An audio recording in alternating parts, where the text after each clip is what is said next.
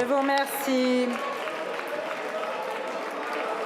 La parole, s'il vous plaît, un peu de calme. La parole est à monsieur Emmanuel Lacresse pour le groupe Renaissance. Merci Madame la Présidente. Monsieur le ministre de l'Industrie, ma question sur la réindustrialisation de notre pays.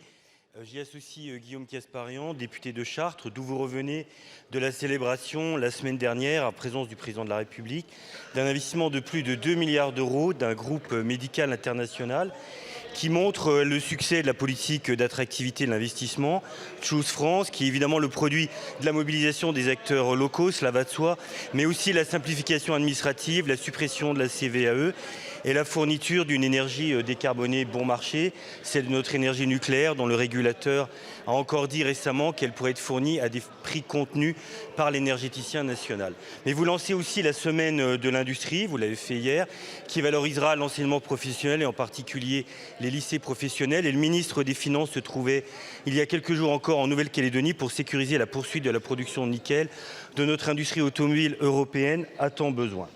Ma question porte précisément sur la décarbonation des 50 sites les plus émetteurs de CO2. Vous avez signé en effet les 50 conventions qui détonnent les détails et la quotité pour chaque site de l'aide qui leur sera apportée, et en particulier dans 2 axes.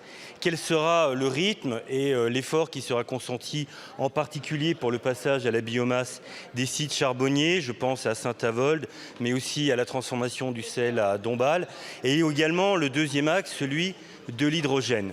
Car pour décarboner la chimie et la sidérurgie dans la vallée de la Moselle ou celle de la Sarre, il faudra des ressources considérables à la fois pour produire l'hydrogène vert et aussi le transporter.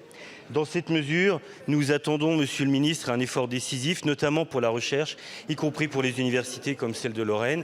Notre industrie lourde est devant une étape décisive face aux doctrines de la décroissance. C'est le socle de notre prospérité. Merci. Merci beaucoup, mon cher collègue. La parole est à monsieur Roland Lescure, ministre en charge de l'Industrie. Madame la Présidente, Mesdames, Messieurs les députés, Monsieur le député Lacresse, merci pour votre question. La semaine dernière, vous l'avez dit, nous étions à Chartres, ville chère au président de la Commission des affaires économiques, avec le président de la République pour annoncer un investissement exceptionnel. Un grand groupe danois pharmaceutique, un des plus grands au monde, choisit à nouveau la France pour investir un montant exceptionnel. Ces bonnes nouvelles n'arrivent pas par hasard. Vous l'avez dit, elles sont aussi le résultat de 6 ans de travail acharné de ce gouvernement et de ses prédécesseurs pour rendre la France attractive. La réindustrialisation, elle doit se faire partout, chez vous en Meurthe-et-Moselle, territoire d'industrie s'il en est, au bout du monde, en Nouvelle-Calédonie aussi, où le développement de la voiture électrique donne de nouvelles perspectives au nickel. Et c'est la raison pour laquelle Bruno Le Maire y est. Ce défi, il fait face aujourd'hui à 2 écueils majeurs. Le premier, nous aurons besoin de ressources énergétiques, la biomasse, l'hydrogène, de l'électricité décarbonée, vous l'avez dit. Et avec Madame la ministre de la Transition énergétique, nous aurons l'occasion de vous présenter un plan, notamment sur l'hydrogène, qui vous est cher et qui est cher à votre territoire. Deuxième défi majeur, celui des talents. Novo Nordisk, c'est 2000 travailleurs pour construire le chantier et 500 emplois durables pour cette usine qui en occupe déjà 1600. Et pour ça, j'engage tous les parlementaires de tous les bancs à s'engager dans la semaine de l'industrie qui, cette semaine, met en place 5500 événements partout en France qui vont donner envie à nos jeunes hommes et à nos jeunes femmes de rejoindre l'industrie. La réindustrialisation, c'est un combat qui doit nous rassembler, qui doit concerner tout le monde.